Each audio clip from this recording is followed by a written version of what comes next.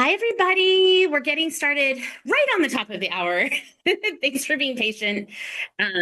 We're glad everybody is here today. I'm going to get my slides started here so everyone knows you're in the right place. Give me 1 second here to get things organized. While you're joining us, if you could please hop over to the chat and let us know where you're joining us from, that would be great. It's always nice to know who's here. And such great things. It's so great that there are so many troopers who are here like the week before the holiday season. So thanks everybody for being here. I know some people are already enjoying some festivities this week. So it's nice that we still had so many people sign up to come join us. I'm going to go ahead and share my slides so people know you're in the right place. That should be showing up for everybody now. Is everybody, Alita and Andrew, can you nod if you can see my slides, please? Thank you. I feel like a short. All right. Thanks everybody for joining us. Aw, so fun to see people here from all over. Hi, Christy from Kentucky. Hi, Bonnie. Good to see you. Hi, Robert. Hi, Katie from Virginia. Christine from Kansas. Aw, all the people. Aaron from Seattle. Some folks from Portland. Judy from Washington. Rachel from Virginia, Dree from Washington. Great to see you all. Nice to see you, everybody. I'm in Portland, Oregon today, and I feel like every time we have one of these webinars, I'm like, we're having an atmospheric river, but guess what? We're having an atmospheric river in Oregon today, in Portland. So I think we're supposed to get like 2 inches of rain just today. So, I think we were on like the national news, or at least the Northwest was, because there's been quite a bit of like flooding, and then we had a big windstorm, and now we're having rain again. But it is very normal at least for me growing up out here, it's normal to have windy, rainy weather. So what's a little unusual is we don't have much snow in the mountains yet this year. So I think the people who like to ski are very sad. But yeah, it's great to see everybody. Well, I'm going to go ahead and kick things off because I know that everyone is busy and these are holiday times. So welcome, everyone. We're so glad you're here. Quick little thing. I always like to know where you are in the world. And here's a slide that shows a picture of my neighborhood on the night when we all put fire hazards. We all put fire hazards out on our side of our street with like candles in a bag with sand in it. And then everybody walks around our neighborhood. So we had our night the one day that it wasn't raining, which was Sunday night. So I'd love to know where you all are joining us from too. A few quick housekeeping things as usual. We're recording this session. You're welcome to ask and answer questions in the chat as we go. We are doing kind of a roundup of the year and then some ideas about the future. There probably will be some materials afterward, and you're always welcome. We'll always send out the slides too. So there's another person in Washington State who put an umbrella with rain. It's raining up there too. Yes. I know Washington State got the worst flooding. So all right, Chicago, Illinois. Nice to see you. So you are Minnesota. That's cute. Anyway, you're in the right place today. If you are curious what other folks have been doing with data lately, or if you would like to spend a minute reflecting on your own work this year, or if your plans for the new year could use a little inspiration. So we're excited to have you here and talking about kind of sharing today what, some things about 2025 and things about 2026.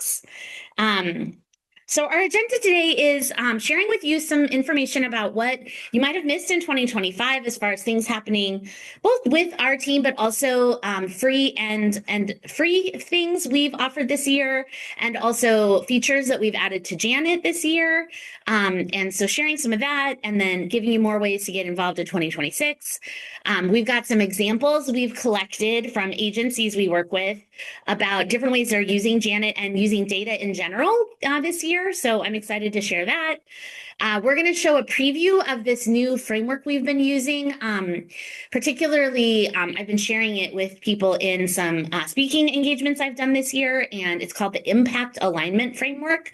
We wanted to give a little preview of that today. We probably won't have enough time to go really in depth with it, but I expect we'll have a webinar in the coming year that'll be more of a deep dive. So if that sparks your interest, keep an eye out for that follow-up webinar.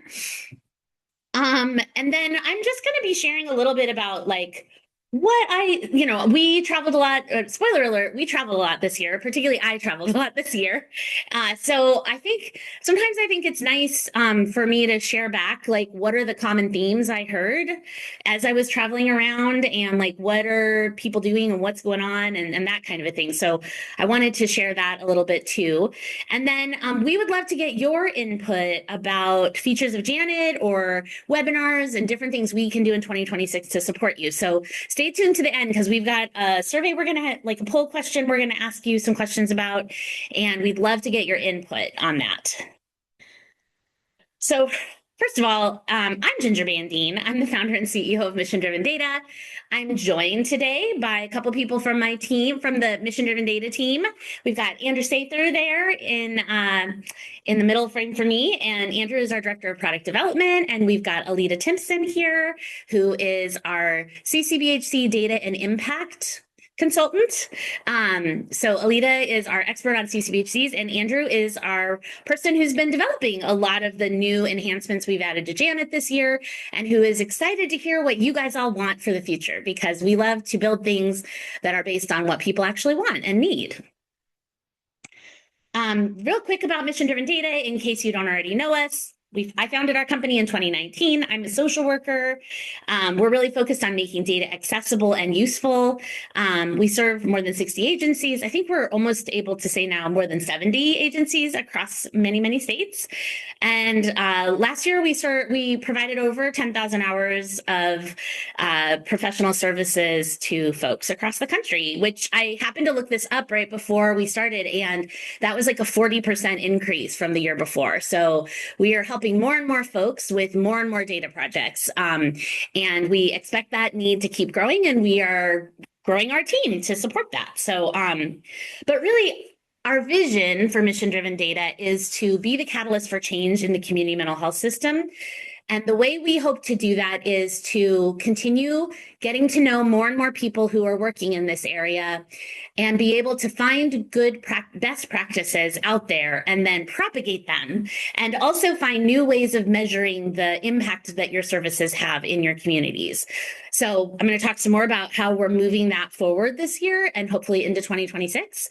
But that's our real goal here, is to work with all of you who are curious and creative and thinking about these things, and be kind of the conduit for that, eventually feeding up to the national level with these people who make the big decisions. So we really believe in change happening from the ground up. So that's what we're trying to facilitate and help you guys with.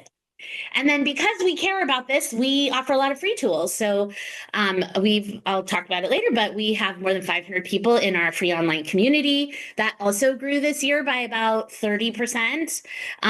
So we are just really excited to be connecting with more and more people and trying to bring people together to talk about things. So I always like to start with a quick poll, and I always take a minute to find it. So stand by. Here we go. Okay. So we would love to know from you, so if you think about your data and reporting needs in 2025, how have those changed? If you kind of think about it like internal data and reporting needs, and also external data and reporting needs, how did that change? So in case it's hard to tell, 1 would be changed hardly at all, and 5, let me see if I'm saying that right. 1 would be that things decreased. 5 would be that things increased. So I'm not sure if it's easy to tell from the poll itself, because I realize that at least my view of it doesn't show that. Sorry about that. So anyway, hopefully you can see a poll that tells you and then lets you say whether you see your internal data and reporting needs decreasing or increasing, kind of on this sort of Likert scale. So it seems like it's working for you guys, because you're answering. So that's making me very happy. And then same with your external data and reporting needs. And then how are you involved in data and reporting projects at your agency? Like, it's always nice to know who's here with us and to know what your perspective is on this. So thanks everybody for filling out the poll. So nice. There's so many people here today. Gosh, I'm so impressed that everyone showed up the week before Christmas, y'all. I feel very honored to be hanging out with everyone. So thanks for being here. All right, I'll give people a little minute here to just answer those questions, because this is super helpful for us. We have like our impressions of what's going on, but this is part of how we collect data to understand more about what's going on. So it does look like the majority of people saw an increase in their internal data and reporting needs. Some people, it stayed the same. No one saw a decrease. Let's put it that way. And as far as external data and reporting needs, also most people saw some of an increase. Most people, there was no one so far who said they had a decrease. And that kind of matches what we've been seeing. We have noticed that more and more agencies need more and more data for their own internal purposes, but also they're getting a lot more demand. There's a lot more demand for data from external entities. So, and it looks like of the people who are here today, a lot of you respond to requests for data. You also think about the data you need and how to get it. Sometimes some of you work with outside help to get data, and some of you are people who ask other people for data. So that's awesome.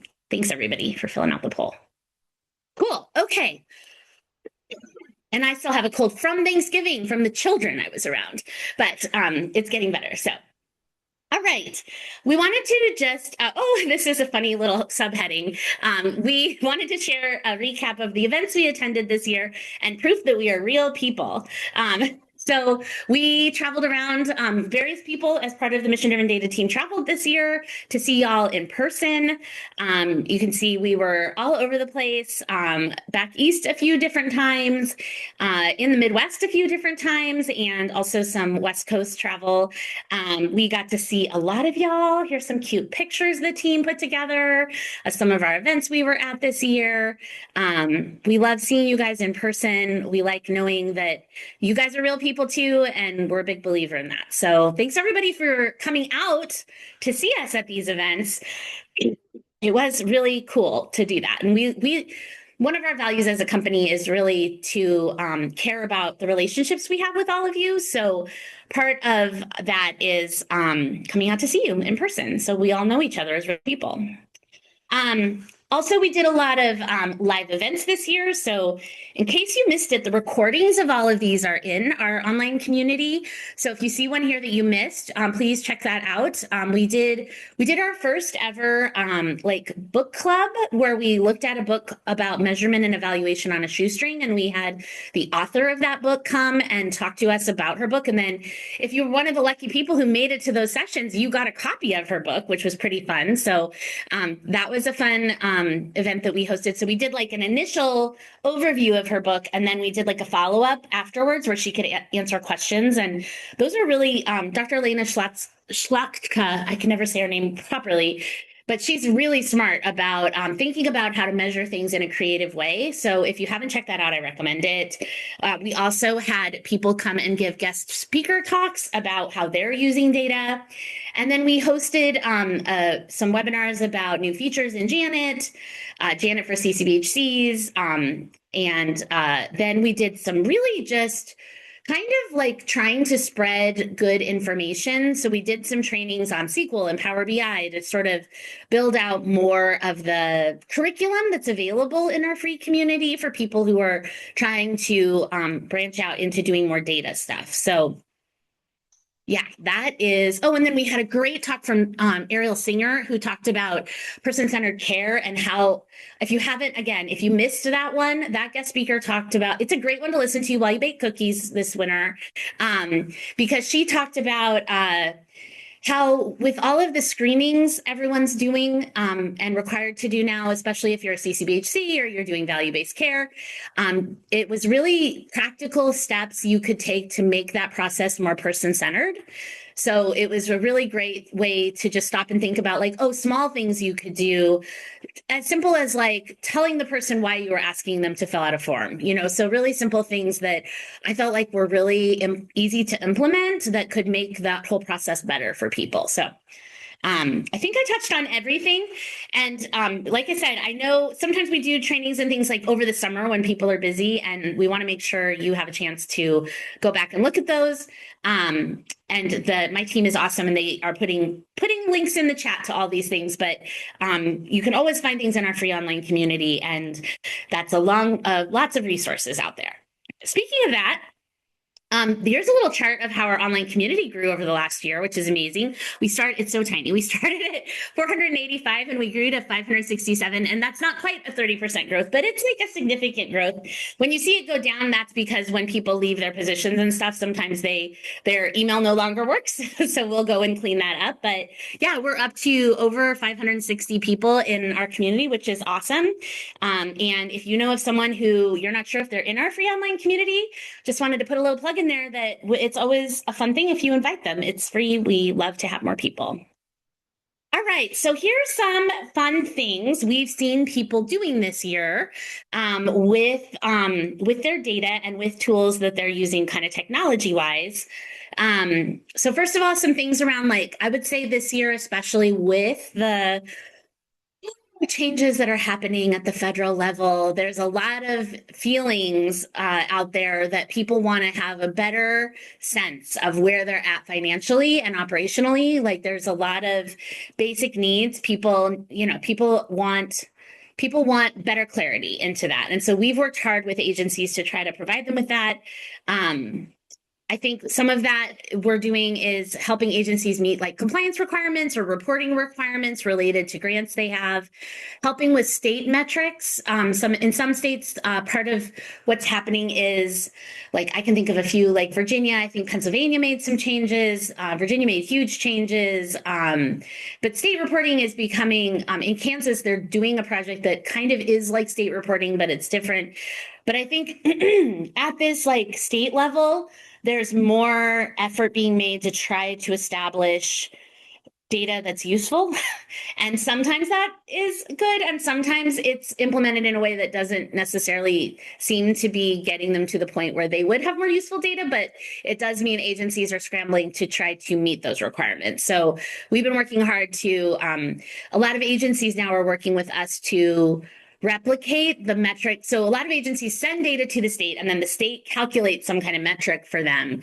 And we ran into agencies this year, especially, who were like, we want to see our own calculation so we can compare that to what the state is saying we sent, so that we can do our own internal quality improvement, and so that there aren't these huge surprises at the end of when they get their data back. So that's something we've been doing. People are also using data to advocate with state and county funders and partners. Another thing people are doing to kind of help with this sort of feeling they have a sense of what's going on is comparing time worked in payroll in a single view with the data about the services provided. So I think that's a growing need people have, which is sort of this like matching expenses to revenue, essentially, right? Like if you had, I don't know, if you manufactured telephone poles, you would want to know how much it costs to create a telephone pole and how many telephone poles you sold. And so I think in a way, I have mixed feelings about the way we kind of turn therapy hours into telephone poles. And so I think there are also agencies doing creative things with productivity, such as maybe not just looking at straight hours, but also looking at what are the other things they want to incentivize for clinicians. So maybe it's billable hours and how many people that you followed up with after a no-show, or maybe it's billable hours and, how many of your clients, how often did clients go more than 30 days without hearing from you? So I think what I think we're starting to see is productivity is helpful and important to understand sort of sustainability, but it's not the only piece. Okay. Yeah, so that integration is helpful, and we're certainly supporting that. And also it's understanding kind of the bigger picture too about what's going on. Okay. So in terms of reducing administrative burden, people are definitely replacing sort of manual paper-based state reporting with electronic forms. And then basically, once that is filled out, that data can flow into Janet and be analyzed without the extra step of like manually entering data into like Credible or an EHR or another system. So the more data that can be captured electronically, the more it's already ready to process and use. I think supporting supervision is something people are using more. We had a session, if you go back to our events, we hosted a session talking about coaching and how you can use data to do coaching. But again, customizing productivity expectations maybe by program type, depending on what's expected of people.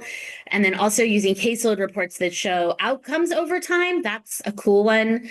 An agency we work with has, so their caseload report is like the normal things you expect on a caseload report, like paperwork that's overdue or who needs outreach. But there's also a page that is just about the outcomes they're tracking on those same clients over time, which is, of course, where we hope everyone's starting to think about going. So yeah, we love that. And we love for supervision to be proactive, not reactive. So instead of finding out, 6 months after someone starts that they didn't realize they were supposed to sign and submit their paperwork, finding that out right away is what we try to facilitate. I wanted to add, as I'm going through these, if you think of something you're doing at your agency that fits into one of these buckets, so I'm going to go back so you remember what they were, but please put that in the chat because we love hearing what you're doing. So put something in the chat if you're doing something around financial, operational clarity, reducing administrative burden, supporting supervision. Like, we would love to know. This is also a chance for us to hear from you about what you're doing because you guys are doing cool things. Okay, client engagement and experience. People are sending appointment reminders to reduce no-shows. People are doing cool things with client satisfaction surveys. So there's a couple different ways we can automate that now. We can send that out anonymously. So we can send out client satisfaction surveys and collect that data anonymously, or we can collect data similar to how we do whole person outcomes, where on the back end, we can tie that result back to the client who filled that out so that we can see what program they were open in or things like that. So far, people have had really positive feedback about that, that they are getting good turnout. But the other thing that I wanted to highlight about that is if the way you're doing client satisfaction surveys is, having someone fill that out in the waiting room or while they're sitting waiting for their session to start, or like sitting there with them and filling it out, there are pros to that, which is that might increase some parts of accessibility. But the downside to that is potentially people might not answer the question the same way if they're sitting in your lobby that they might answer if you sent it to them at their house. So that's just something to think about when you're thinking about client satisfaction surveys, or any kind of survey actually, is, how does that, what is the goal, right? Like, part of the goal is to make sure people have the support they need to provide feedback, but then also thinking about how to collect feedback from people who might be uncomfortable providing that feedback in person. So it's like balancing those two things. So, and now, because I've just been using my voice for so long, I'm a little bit tempted to let Alita Timpson say something about that because she was really involved in that. What would you add to that, Alita? And I didn't warn Alita that I was going to call on her. So this is what happens when you're part of mission-driven data. Sorry, Alita. It's okay. I like to be voluntold.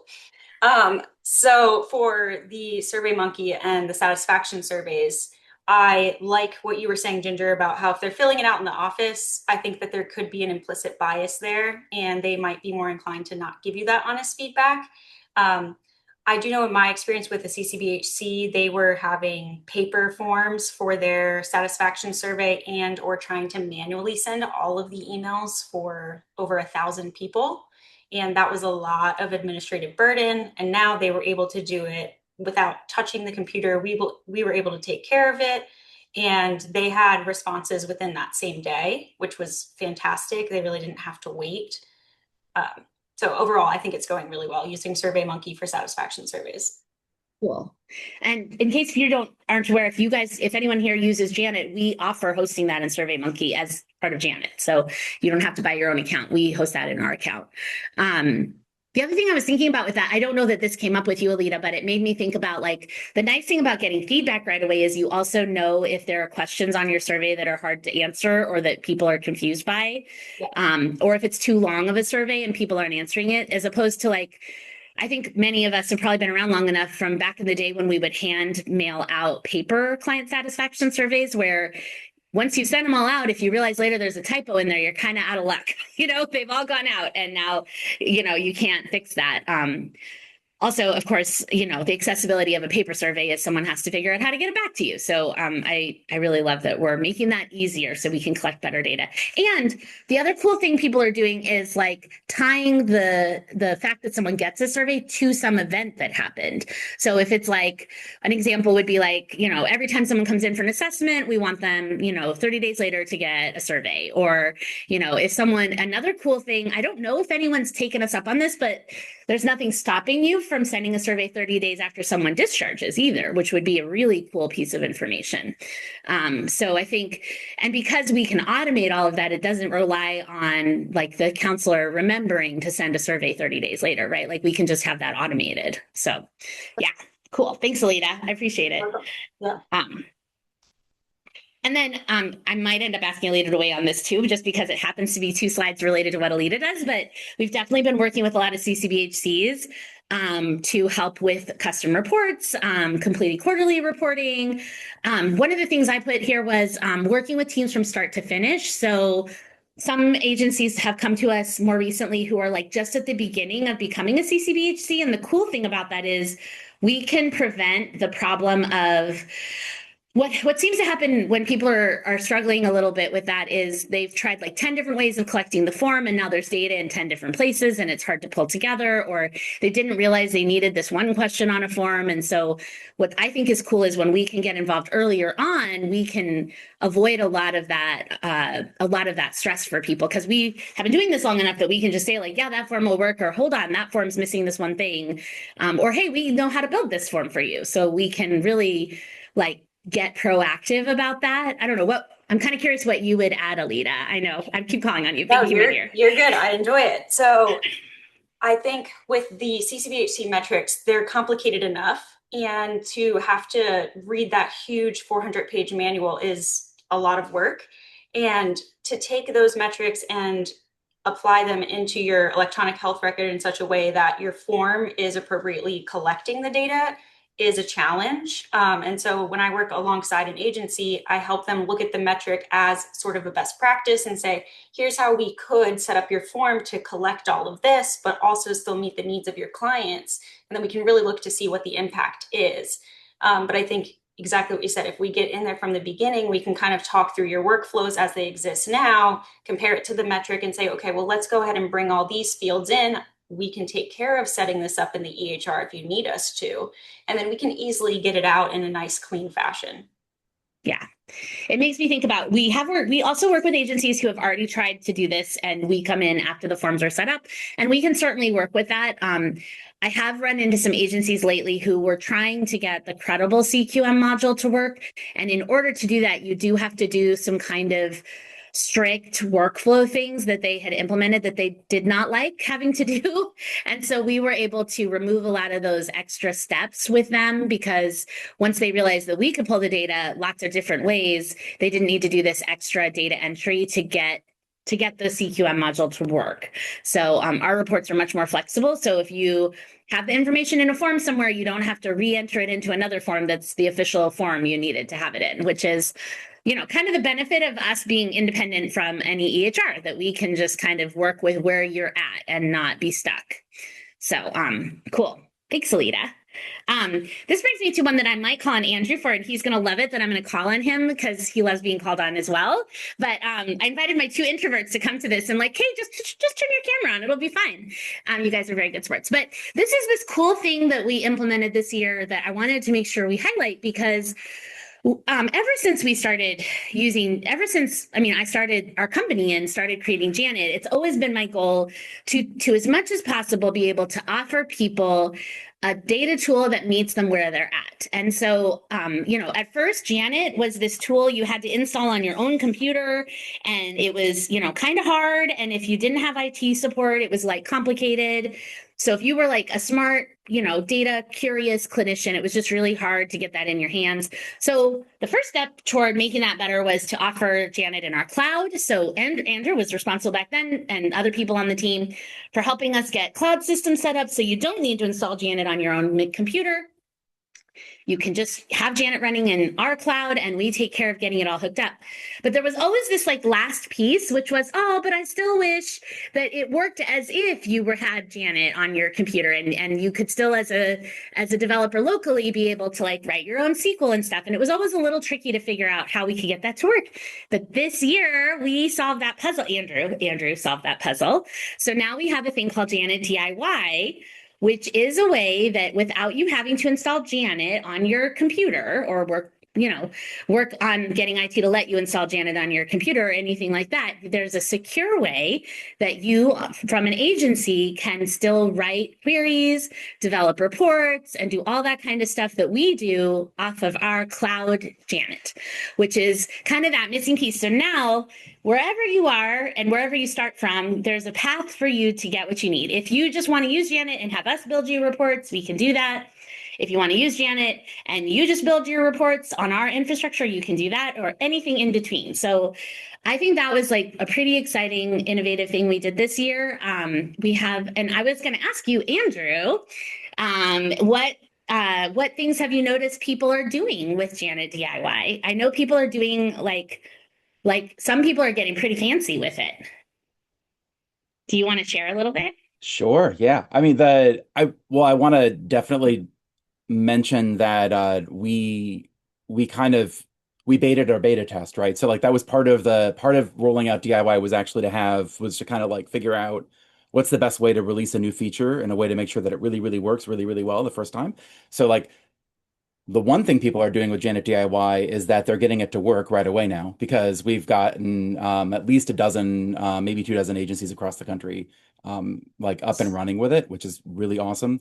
Folks are doing everything from writing their own SQL, on a more advanced level, writing their own SQL and then building their own dashboards from scratch, to all the way at the other end, like maybe less advanced, just opening up Power BI and connecting directly to the data that we already provide them, and doing and building visualizations straight out of the data that you get just as a Janet subscriber. And there are a bunch of like levels in between, from being a super expert Power BI, visualization developer and developing your own DAX formulas and doing stuff in Power Query Editor, to the super, super basic, grabbing a couple visuals, and putting them on the screen and dragging some fields in and making something basic and pretty.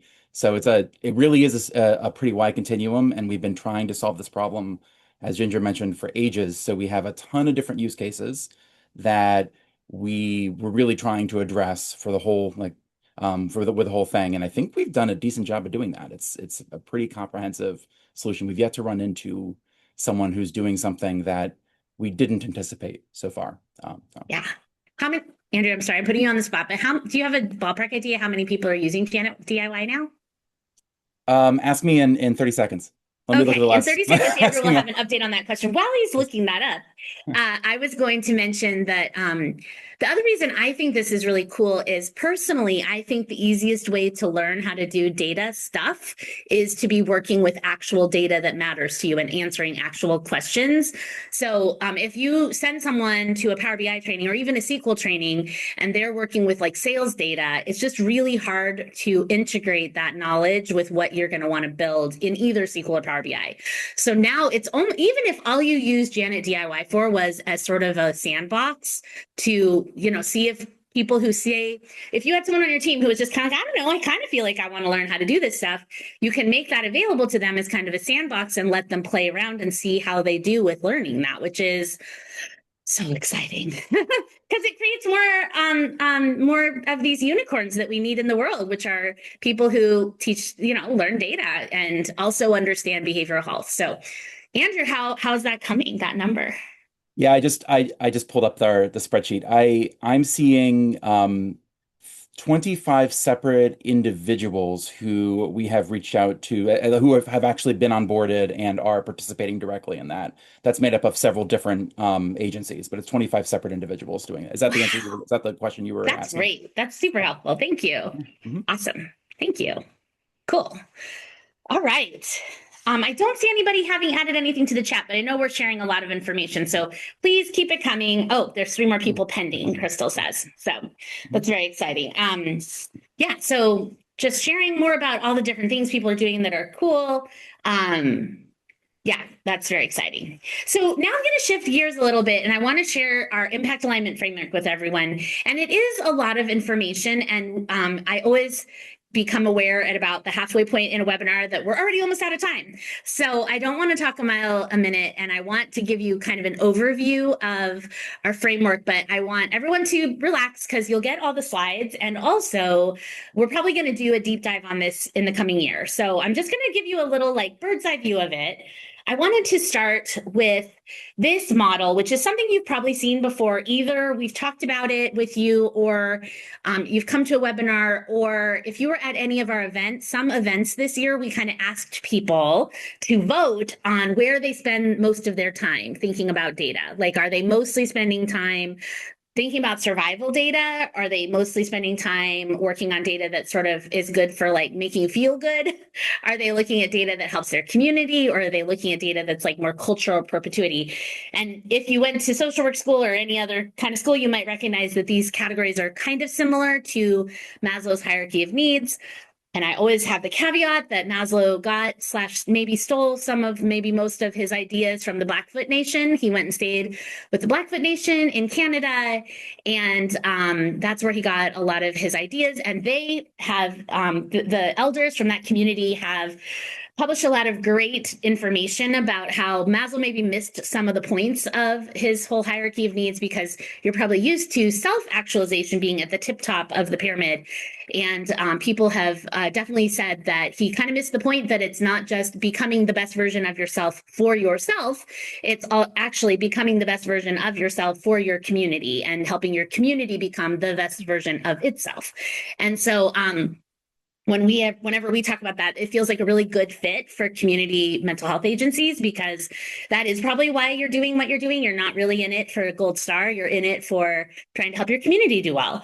So this is one model we kind of have people use to think about where you're at, where you'd like to go. So I wanted to share that with everybody today, because maybe you could spend a second thinking about where you are now and thinking about where you'd like to be. And we'll send this out as a slide too, if you want to reflect on that. But one of the things we think about a lot here is how to help people move through those different areas, and also to help people figure out why so much of the data people look at feels disconnected from the mission of their organization. And so this kind of situation where organizations are maybe even feeling like they're doing really well on paper, but they're not sure, or they don't know, or they suspect maybe they're missing some things with their community.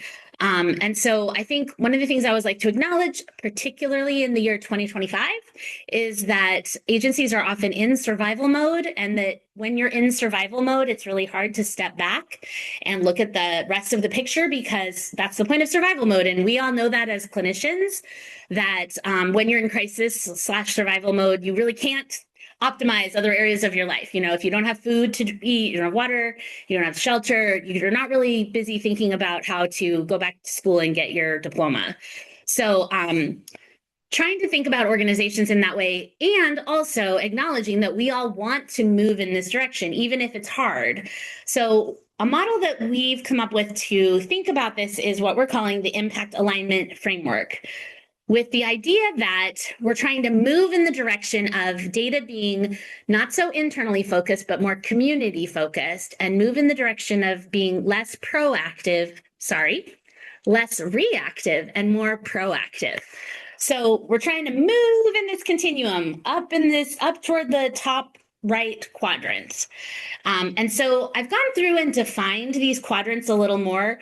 I am going to move around in the slides a tiny bit. You'll get more detail about these slides because we are going to run out of time if I try to cover all of them. But in that bottom left, I don't know my left from my right. So my bottom left corner is survival data. So that's the data where it's internally focused and it's more reactive. So that might be sort of your basic, like, why are no-shows so high? You know, we're not meeting our requirements to see people on time. Why are no-shows so high?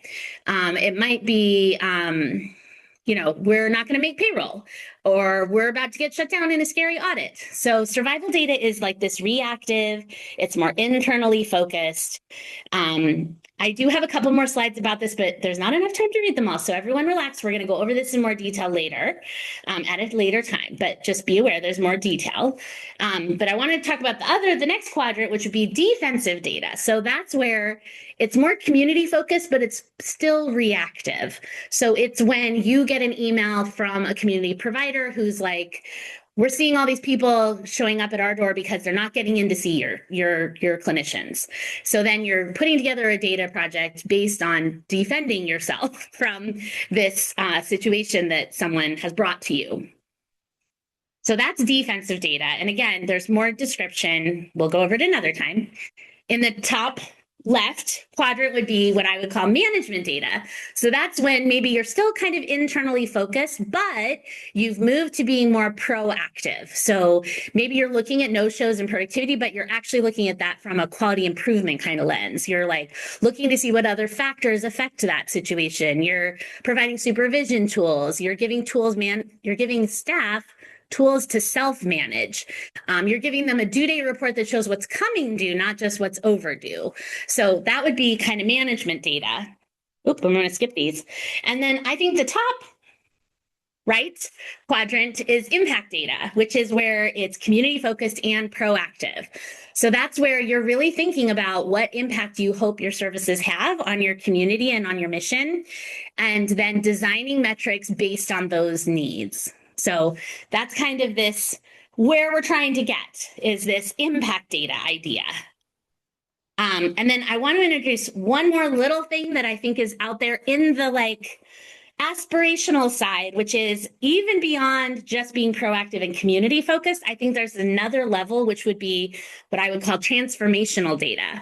And that's where it's more like a visionary kind of data and a more global focus. So that's when you're like writing white papers on best practices, you're leading research efforts or participating in research efforts. Quick plug, we're doing research. You could be doing it with us. You're comparing data across regions. Maybe you're, sitting down with a director of a comparable agency in your state and comparing what you guys do and figuring out what they're doing better and what you're doing better. So that's this like, this like floating out in the sky, transformational data. So we're going to talk more about this throughout the year. I don't want to get too into the weeds with it because I know we don't have a ton of time, but I have been talking about this model in some live, like in-person speaking events that I've been going to, and I think it's really resonating with folks. I've gotten a lot of positive feedback, and we have a handout that'll help you when we do our kind of big presentation about this. There's a handout that we give you that has this framework and also some questions you can ask yourself to see how to move through that framework. So, oh, now I see how I can skip slides.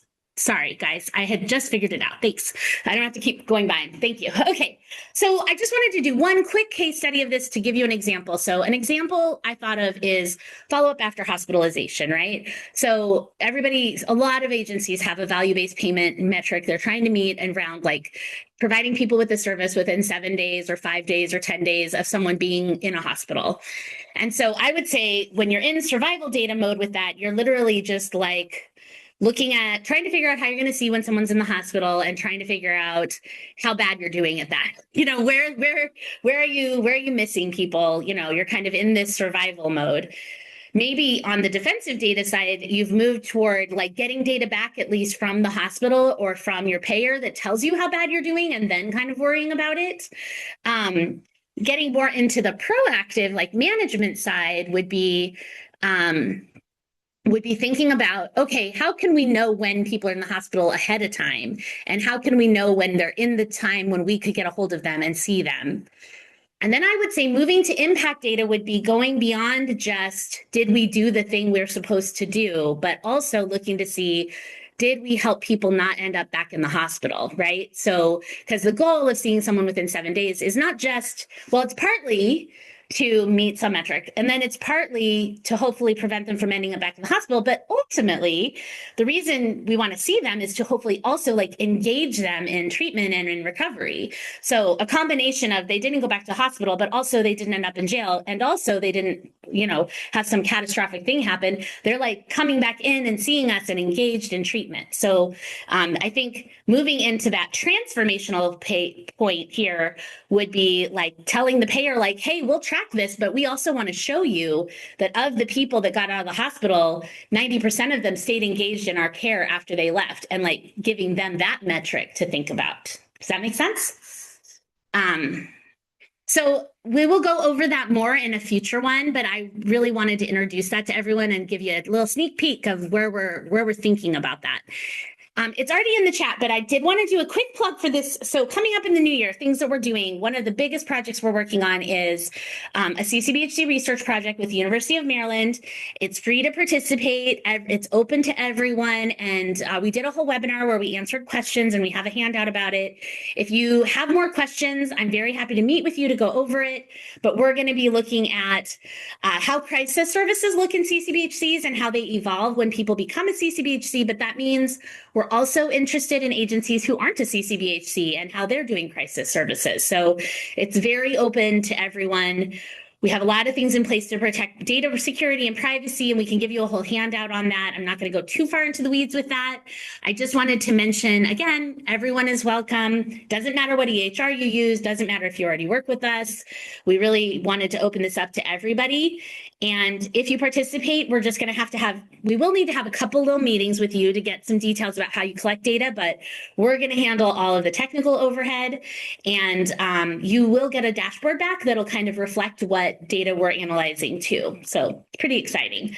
Yeah, and we want that data to be useful both for the research side of it, and we hope to eventually have some of this research be published in academic journals, but also for advocacy purposes and helping you have a better way to tell the story about how becoming a CCBHC affected your community.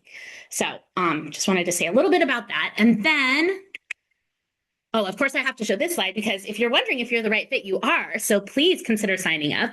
And my team will probably put a little link to the little form you can fill out if you're interested in more information. So I bet that will come up in the chat any second now. Okay, so I know we're kind of already coming toward the end, but don't leave because I really want to get your input now on what we should do in 2026. So hold on, I'm going to start the poll. Hold on, polls. Hold on. Thanks for everyone waiting for me. Here we go. Okay, so in 2026, what would you like to see us work more on? So as Andrew mentioned with Janet DIY, it was our first, we sort of beta testing, which is where we do a more formal rollout of a new feature that gives everyone an opportunity to give feedback and input. And we want to continue that pattern because it was so successful. Like a lot more people engaged. We got a lot more great feedback about what people needed and how they were going to use the feature. And we just feel like it made things better. So what we want to ask you, well, first of all, we wanted to ask, where do you think your data needs are going to go in 2026? Do you think you're going to have, again, this is low number for decreasing, high number for increasing. And then we have a question in here about features, and we would love it if you could pick your top 3. So it's not going to stop you from picking every single one, but that kind of cancels out your vote. So just pick your top 3 that you would like to see us. Oh my gosh, there, sorry. I had my scroll bar on.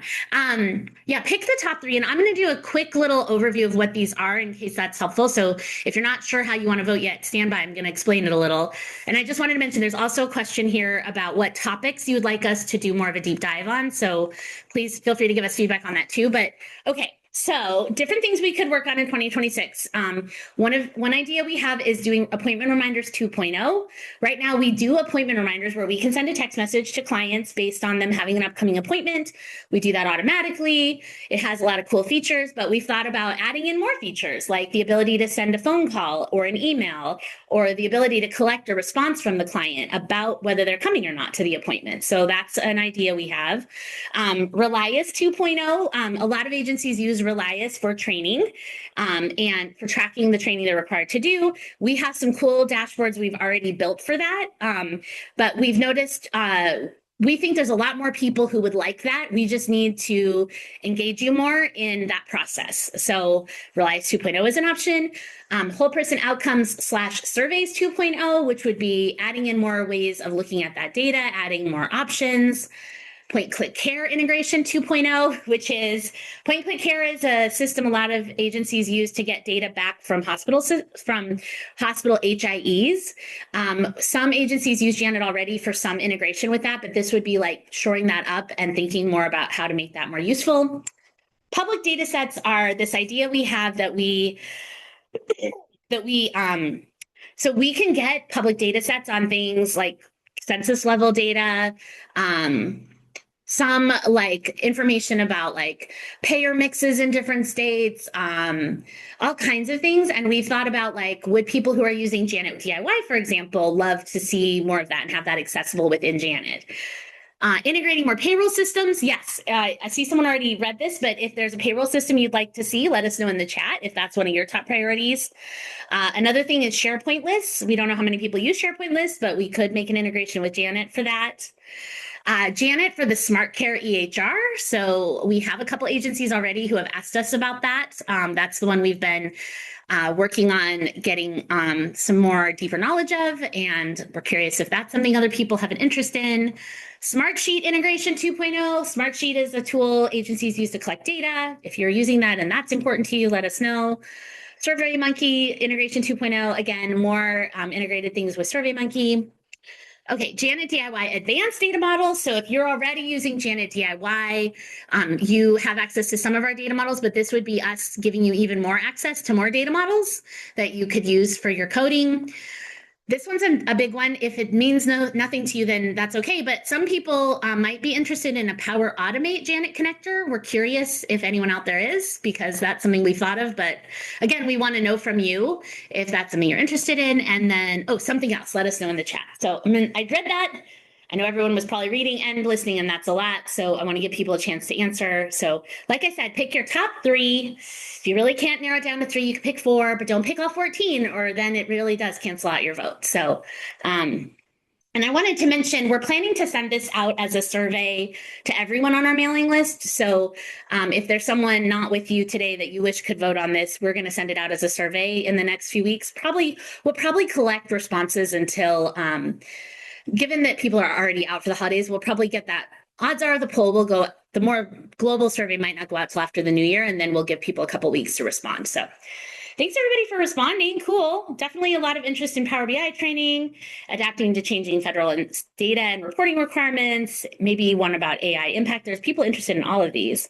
And so far, in case you're wondering, the ones winning the most votes for features are Janet DIY advanced models, whole person outcomes / surveys 2.0, and then some Relias, Point-Click Care, and there's lots of votes for other ones too. So thanks everybody for voting.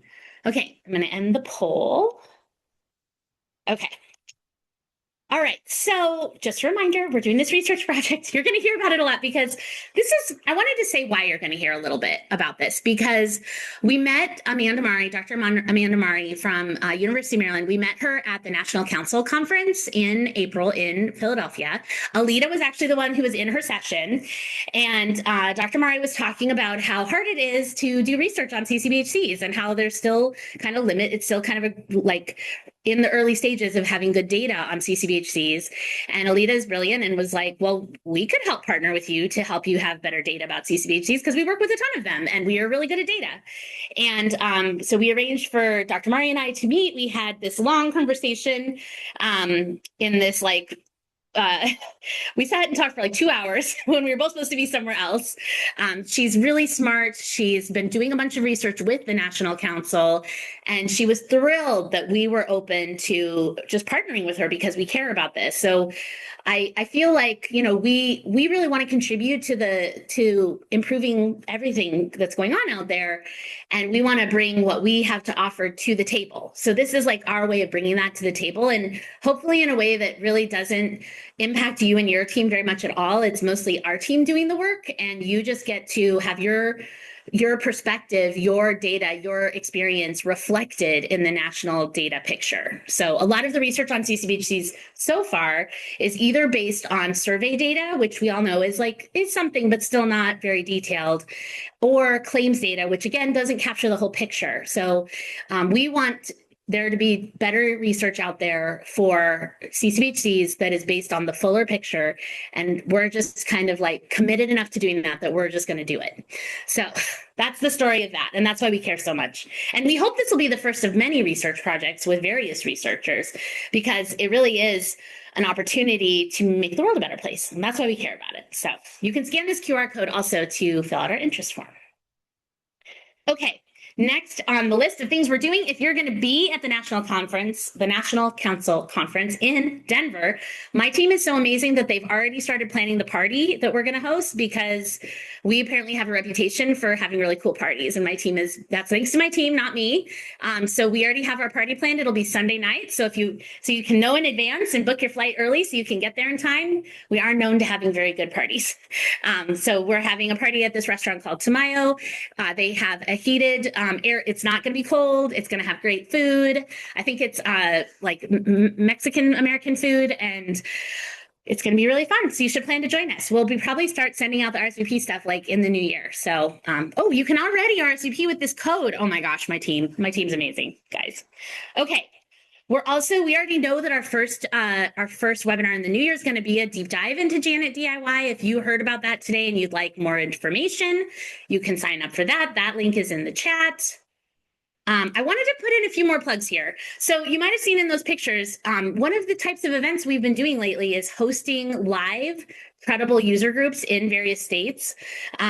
Those have taken different shapes, right? So in some states, that's a full day. In some states, it's not. But we are happy to give people an opportunity to get together and host that. So, we'll host a lunch. We'll help pay for the venue. We're happy to do that.